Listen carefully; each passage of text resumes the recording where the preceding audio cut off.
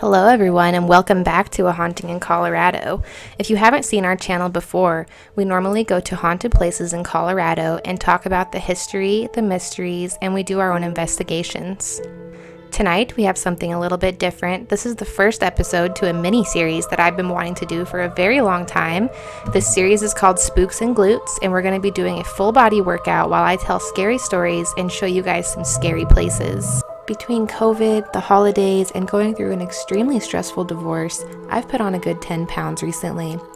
I'm going to be doing these exercises twice a week, which should get me back to my goal weight in about a month, so I figured I would film these workouts and make it spooky and exciting so that you guys can go with me on this journey and we can tackle our New Year's resolutions together, while at the same time binging on some true creepy stories. The workouts that I'll be doing in this series are barre and Pilates workouts, which mean they're going to target the muscles closest to your bones, which tones you down, slims you up, and for the glute portion of the workout, we're going to be doing some stacking and building exercises. These are the exercises that helped me lose 80 pounds in a year, and they really work. I'm telling you guys, I swear by this routine. I also grew up in the gym. My mom was a fitness model when I was growing up, so I know a little bit about different workouts and which ones work and which ones waste your time. Tonight, I'm working out in the Central City Cemetery, which is a very interesting place. It's 4 cemeteries combined into one, and it has some very terrifying legends to it. I'm going to tell you guys all about the cemetery, but first, let's get started with our warm-up. I won't be talking too much about the workouts during this video. I'm going to try to focus more on the scary stories, but try to follow along the best you can. During our warm-up, I will be telling a scary story that was submitted by one of our viewers and a great friend of mine. Her name is Haley Steiner. Haley messaged me recently to tell me she had some very strange things happening in her house. After that, we're going to work on legs, and I'm going to tell you guys about the haunted Gilpin Casino, which is right up next to the cemetery where I'm working out tonight, up in BlackHawk. Have you ever been scared that someone might be living in your attic or sneaking into your house at night? Well, while we work on our arms, abs, and lower back, I'm going to tell you guys the story of the Denver Spiderman House, where this fear came true and cost a man his life. And last, I'm going to be telling you guys all about the cemetery, the legends, and our experience at the cemetery. Alright, let's get started with our warm-up. My landlords purchased my house in 2012. They were the second owners of the home, and told me that the house was built in 1953. The original owners had lived here for pretty much all of their lives before selling the property. I moved in 2017. Before I moved in, there was a single tenant who split her time between here and Glenwood Springs, but she kept to herself. When I moved into the house, it was normal, but I always had this funny feeling because the original owners had lived here for so long that maybe they had passed on to the other side in this house. It didn't bother me, and life was pretty normal.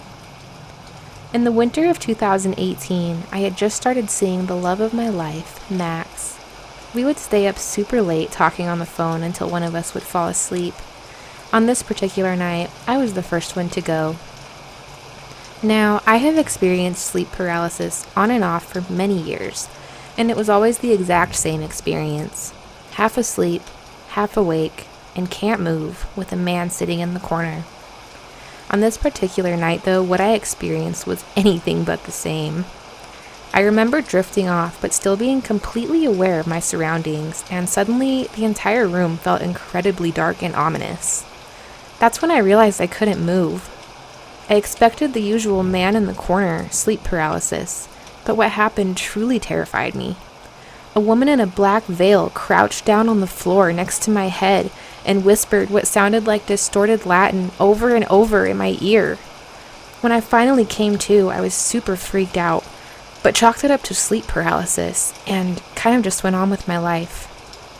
It was about this time that little things started to happen in the house. A light would go out, silverware would clink around in the kitchen. I didn't think too much of it. It was an old house, but that is when I started making jokes about the ghost. Having no history of the previous owners, I would say things like, "Oh, that's just Eunice causing a ruckus," or "Edith, stop, you're freaking me out." The funny thing about the jokes was that it was always an E that the name started with. I would use it every single time that I would joke about the ghost. For some reason, I always believed it was a she. Recently, the activity has escalated, and we really started believing that we were living with a spirit, but we were cool with it. She seemed nice enough, and I hadn't experienced any sleep paralysis again since that one time. Well, last night, our spirit friend was finally validated. We had a few things happen throughout the day. Dishes moving, loud popping sounds, the usual paranormal stuff that happens that we paid no mind to at first. Then we went to bed. Max and I leave our bedroom door open at night. We have a big Great Dane named Otis, who sometimes likes to leave the bedroom in the middle of the night to go sleep on the couch. As we were going to bed, Otis was too tired to join us in the bedroom and stayed in the living room. After about 30 minutes, we hear what sounds like Otis falling off the couch. He starts whining the way that he does when he gets startled or wants to come into the bedroom but can't. We giggle because he, after all, is a very goofy boy. And we try to coerce him into the room by repeatedly calling his name. The whining continues, so I'm like, okay, maybe he dropped the baby gate and can't make it into the room. And when I go into the hallway, he's just standing there, shaking, stone cold terrified. No big deal. We comfort him, bring him into the room, and we go back to watching Homicide Hunter. Well, about 20 minutes later, we hear a dog crying in the living room, clear as day, but definitely not in the same room as us. We both get up and check if the dogs have gone into the living room, but they're both just sitting there looking at us as the whimpering continues from the other room. We both get super weirded out, and Max gets up and starts checking every room and finds nothing, but he has goosebumps from head to toe. We decide to just lay back down. Then Otis absolutely loses it. He starts barking at the empty hallway, but refuses to leave the room and will not calm down. Very unlike my dog to behave that way, he usually thinks he's the boss of the house. I decided right then and there that it was time to find out who the heck used to live in this house and what happened to them. After some digging, we found that Eugene and Nadine Derlin used to live in the house. They raised their family here, and Nadine died unexpectedly in 2006. Her husband Eugene stayed here until 2012, when his son sold the house and seemingly went on to live with his daughter. He later passed in 2018. We are absolutely convinced that Nadine died in this house, though we couldn't find any information on how she died. The weird thing is that I always knew that the ghost had an E name, but I truly believed it was the woman. We're not sure if Nadine is here or if Eugene is here. Hell, maybe they're both here, and maybe the lady in black is something else entirely, but I will definitely keep you updated as things progress with my story. I'm pretty sure things are just getting started. Haley and I went on about the ghost in conversation on Facebook Messenger. She did update me when another thing would happen just about a week later. She says, Chapter 2. Someone turned on our washing machine while we were out. It was running when we got home, but nothing was in it. It takes a lot of buttons to run the machine, so... We talk back and forth, and I ask her if she has cameras installed in her house. She says that they will be getting some, and she told me, I told Max if he sees me shaking in the corner on the cameras, that he needs to call you. The really weird thing is, right before we walked into the house, I said to him, I'm kind of worried what we're going to find when we walk in. Thanks so much for sharing your story, Haley, and we would love to come and investigate your house, try to help you find out what's going on. Haley does sage her house pretty regularly, but she said it's been a little while since she's done it. So maybe we can go over there and help do some cleansing and hopefully answer some questions. If you guys have any creepy stories that you'd like to share with us, please submit them to our Instagram, grunge_priestess. You can also submit them to our Facebook. We have a group called A Haunting in Colorado Daily Creepy Facts, where we post creepy facts every single day. This about wraps up our warm-up, and after this we're going to move on to legs and the story about the haunted Gilpin Casino. This one is pretty wild. This is the legend of the Gilpin Hotel and Casino. The original Gilpin Hotel in BlackHawk dates back to the late 1800s when the Central City and BlackHawk area was known as the richest square mile on Earth. Back in these days, the hotel also housed a one-room school upstairs with a teacher by the name of Lucille Malone. Lucille was in love with an area miner, and he actually died right in front of the hotel. Lucille was devastated. He was ran over by a wagon in front of the hotel. Unable to deal with her grief, the distraught schoolteacher threw herself over the balcony of the hotel, dying in the very same street as her former lover. However, Lucille seemingly remains at the hotel, according to several guests. Before the advent of gambling in BlackHawk, the Gilpin Hotel was just a small-town hotel catering to tourists and people living within the area. One of our readers, a man by the name of Thomas, was staying there with a girlfriend in the early 1990s. His girlfriend, who was a bartender at the hotel, lived in one of the upstairs rooms. The old hotel was a little run down at the time, and Thomas tells us that the only way to turn out the light bulb in the bathroom was to untwist the light bulb. Before retiring for the evening, he unscrewed the bathroom light and climbed into bed. However, at some point during the night, the light mysteriously turned back on. Getting up to unscrew the bulb again, Thomas was startled by a clatter from the first floor, the sound of pots and pans dropping from the wall. Fearing an intruder, he grabbed a baseball bat and crept down the stairwell, only to find the kitchen engulfed into flames. A man raised an alarm, and the 8 to 10 guests quickly began to evacuate the hotel. Our hero, Thomas, returned to the hotel, covering his nose with a sock to retrieve one person who had collapsed from smoke inhalation. Unfortunately, also, he tells us that one guest returned to the hotel to get some papers to never come out again. Thomas is convinced that Lucille provided a warning when the mysterious light bulb turned back on in the middle of the night. After the fire, the hotel was refurbished, and today it is the Gilpin Hotel and Casino. Employees and guests report sightings of the ghostly Lucille. One manager reported that he saw a woman entering the second-floor room, but when he approached, no one was there. Today, one of the casino's restaurants bears Lucille's name. So the story that I just read is from a website called legendsofamerica.com. We actually went to the Lucille restaurant in the Gilpin Hotel and Casino, and I'll share some pictures with you guys of that. It did have a very eerie, ghostly vibe to it, and they actually have the ghost story of Lucille and her lover printed on the back of their food menus. The menu reads as follows. Nearly all historic mining town hotels have ghosts who continue living in them. The Gilpin Casino is no exception. Lucille Malone is our very own special guest. In 1905, Lucille Malone was a BlackHawk scholarman who lived in room number 105. She fell deeply in love with a man named Jonathan, who was stricken with tuberculosis and needed to move to New Mexico for his health. Lucy was desperate to go with him, and she went to the school board meeting to ask for a leave of absence. At that very moment, Jonathan was run down in the streets by a wagon loaded of drunkards. He died shortly after. Lucille Malone's life was shattered after Jonathan died. In her words, "My heart was torn from my soul at the loss." She was depressed and branded scarlet, and out of a job when the school board dismissed her. Lucille jumped off the second-floor balcony of the Gilpin Hotel and was critically injured. She died from her injuries along with a broken heart a few days later.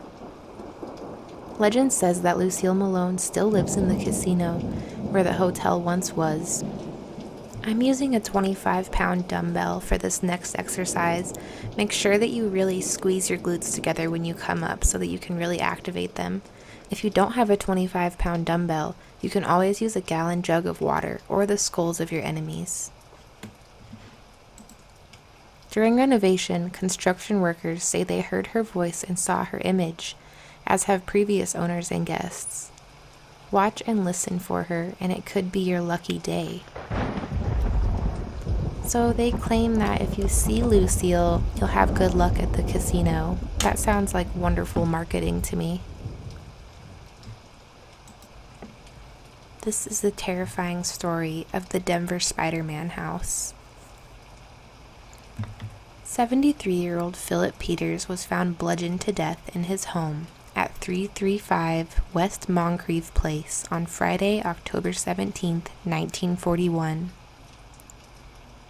Police said his head was smashed in with a heavy stove shaker. At first, this horrific homicide had police stumped. There was no motive and no suspect. Nothing had been taken from the home, so robbery was unlikely. Peters was a retired auditor for Denver and Rio Grande Western Railroad. Detective Captain James E. Childers told the Denver Post in days after the crime, "The killer took time to wash his hands and to wipe off the murder instrument, so he could have taken time to do a robbery." The elderly man had no enemies, making revenge an unlikely motive as well. His wife, who had just broken her hip, was not at home, but she was in the hospital. Neighbors were keeping an eye out for Mr. Peters. Fingerprints were found, but yielded no leads, as they were just from the neighbors, Mr. Peters or his wife. Those same neighbors found him on Saturday evening, sprawled on the floor of a bedroom inside his home. Blood was everywhere. The neighbors had invited Peters over to a dinner party that day, and when he didn't show up, they began to get worried. They knocked on his door and heard no one, so they opened the door, and what they found was truly horrific.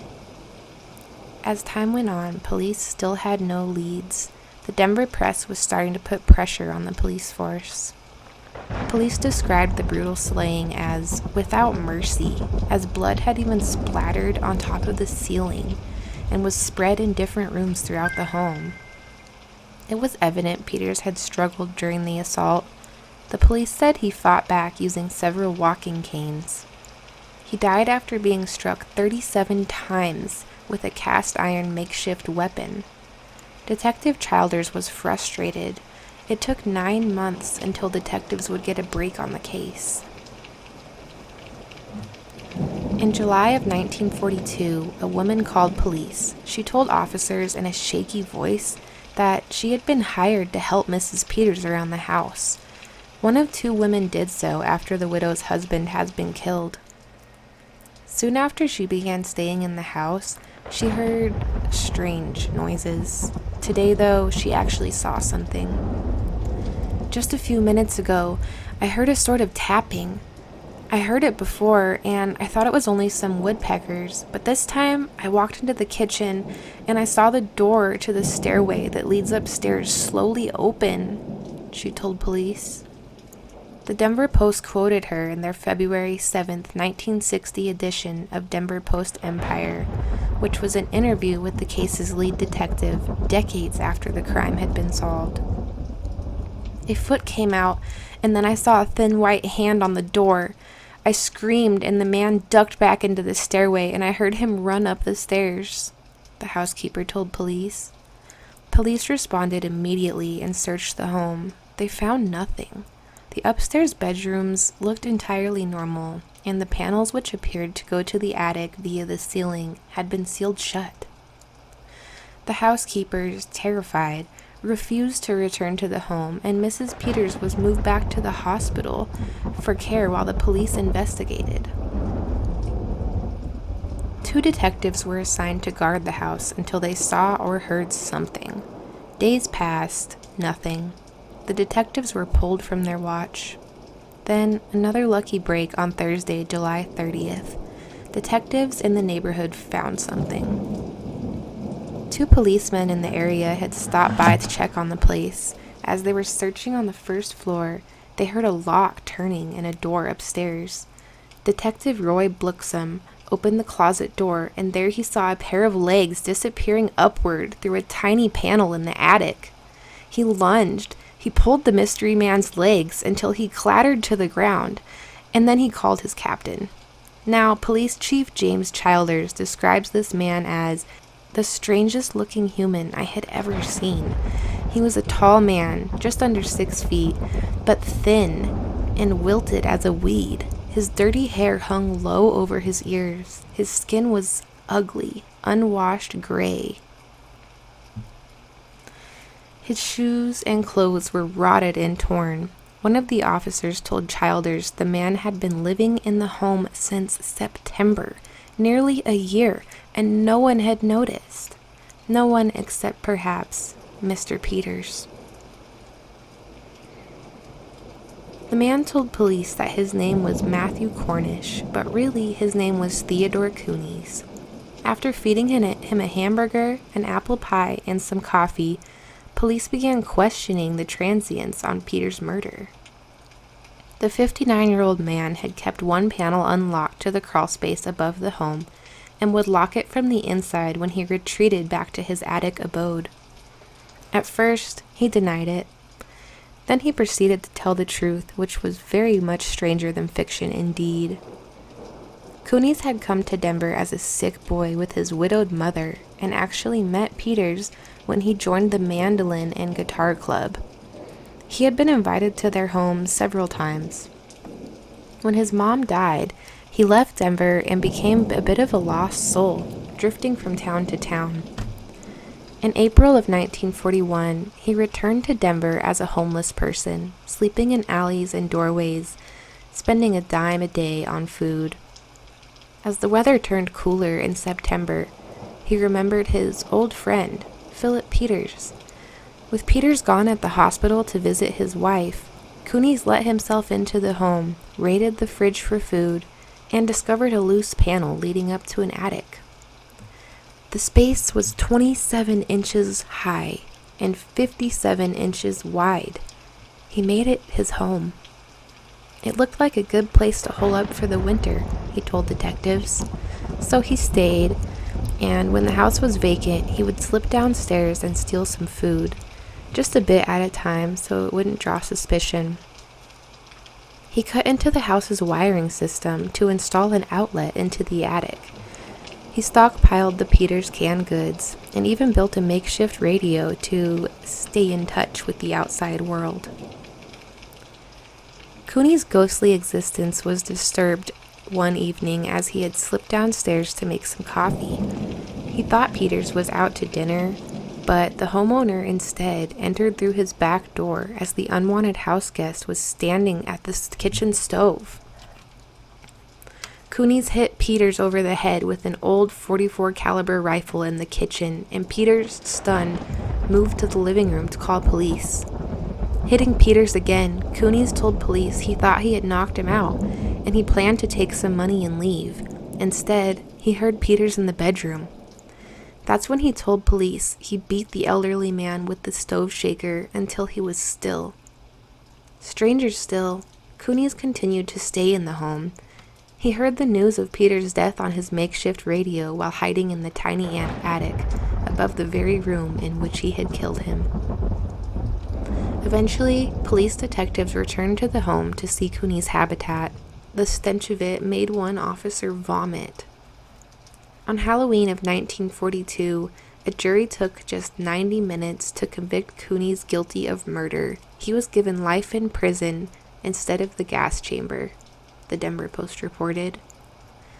Upon his sentencing, Cooney's quoted to say, "Now I feel safe. I'll have a better home than I had in years." He was imprisoned in Cannon City until his death in 1967. And that is the stranger than fiction story of the Denver Spiderman House.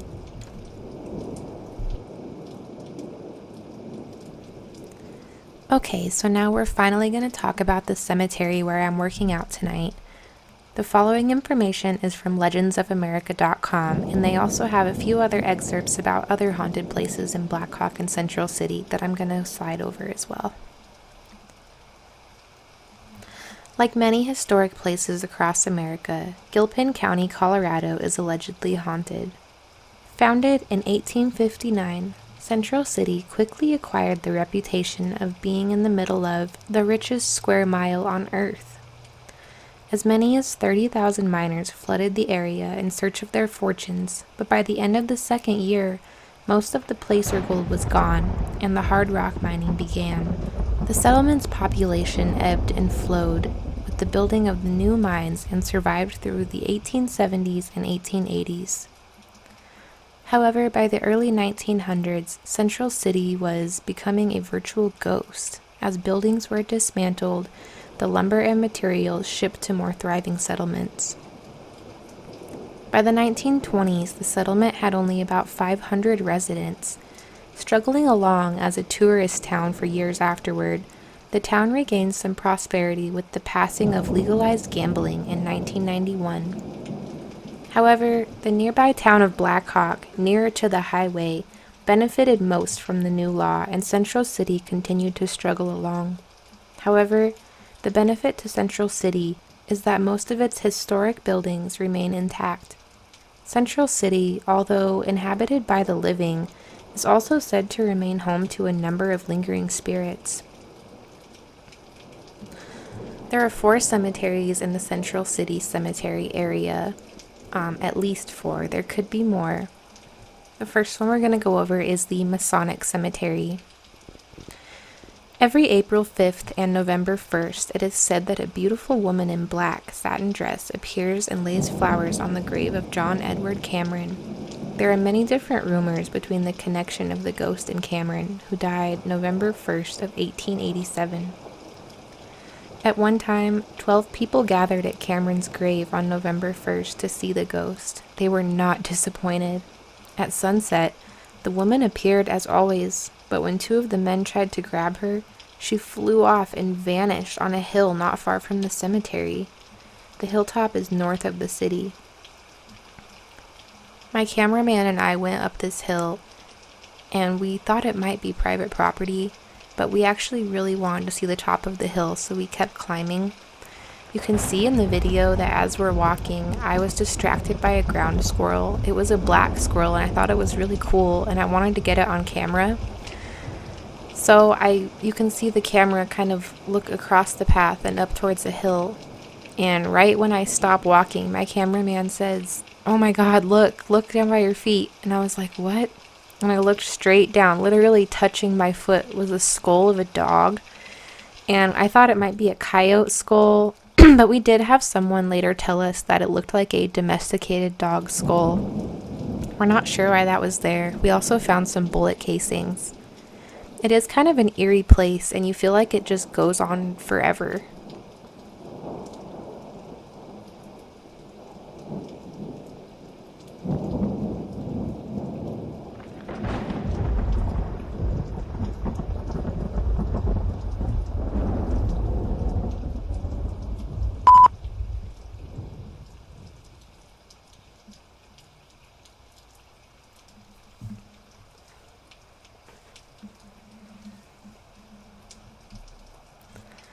Some of the other cemeteries located up here are the Catholic Cemetery, the Knights of Pythias Cemetery, and the International Association of Oddfellows Cemetery.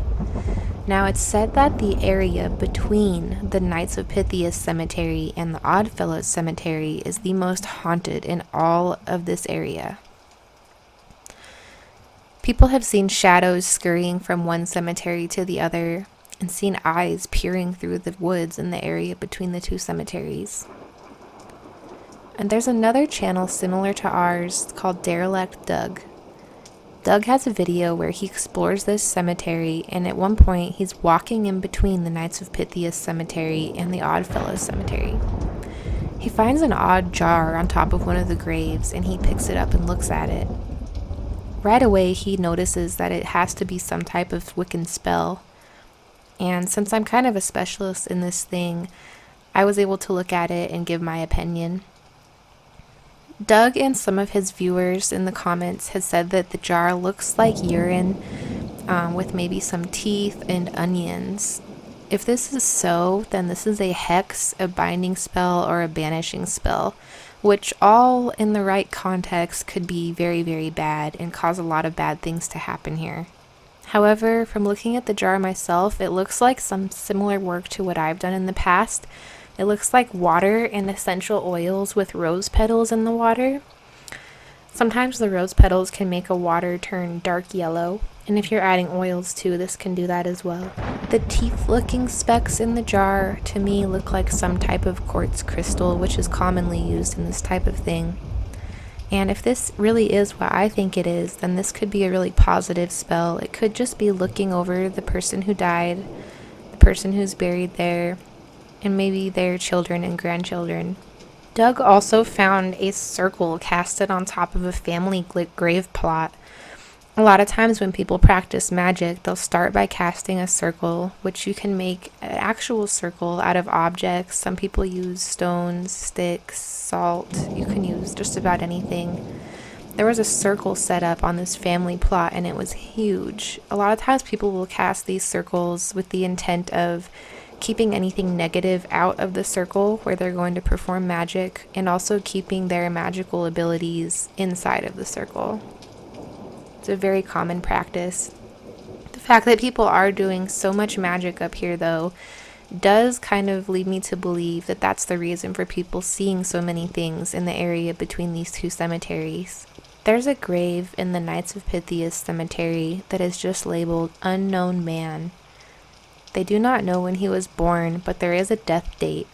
People have walked by and put all sorts of different trinkets onto this grave, and it's kind of cool how the city has just collectively kind of taken on this man and supported him and just showed him love.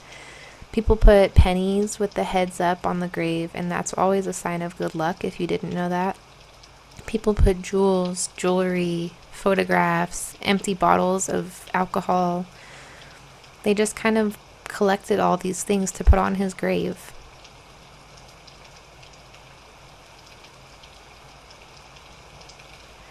We put the mandible of the dog skull that we found up in the forest on his grave.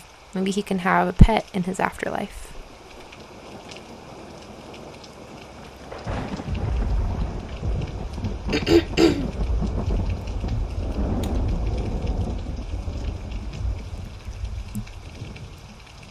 Going back to legendsofamerica.com, I'm going to read about the Opera House in Central City. One of the more famous landmarks in the old mining town is the Central City Opera House. Here, some of Colorado's finest troupes of entertainers performed, and some have seemingly stayed on to perform long after the troupes have left. Built in 1878, the National Historic Opera House has hosted performances for well over 100 years. Unfortunately, shortly after its opening, the Central City mines played out and the Opera House fell into disrepair. However, many years later, the 550-seat Opera House was saved by a volunteer effort in 1932. Restoring the Opera House to its former grandeur, performances were brought back to the Opera House for summer festivals that continue to this day.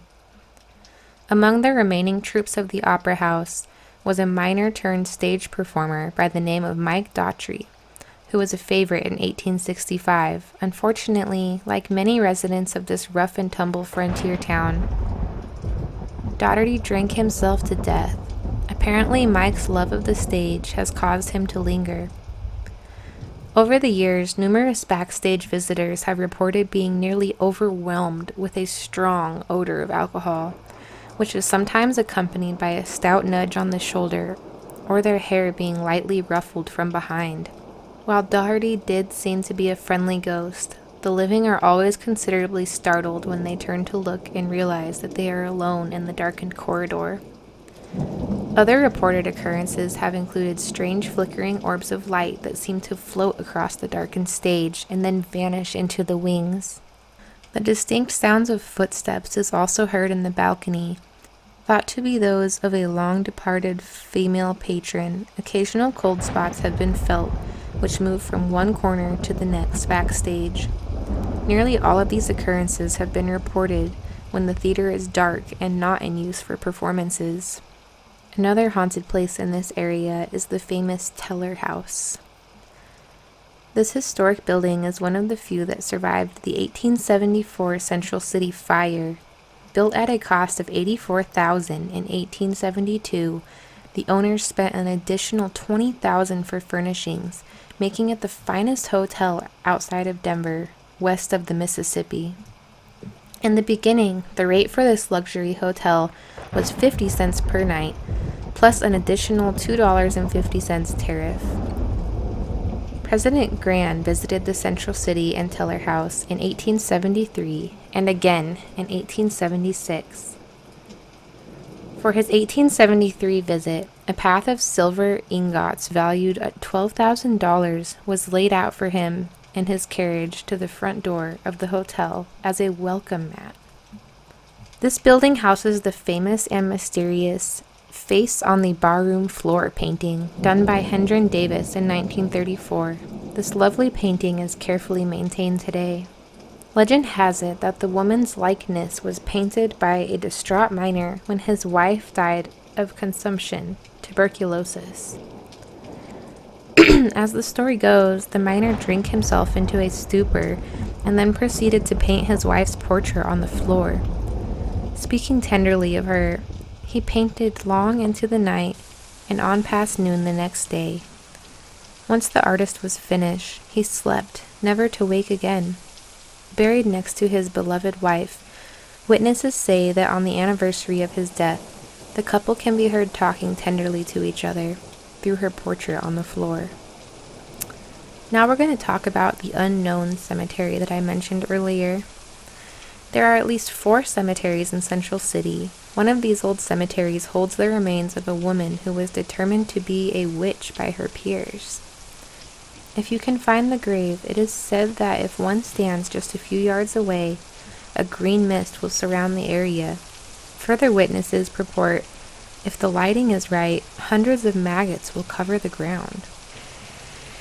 Thank you guys so much for watching this video and working out with me. The more times that you do this video, the better results that you're going to have. Also, if you want to do more sets than I do in this video, that's fine.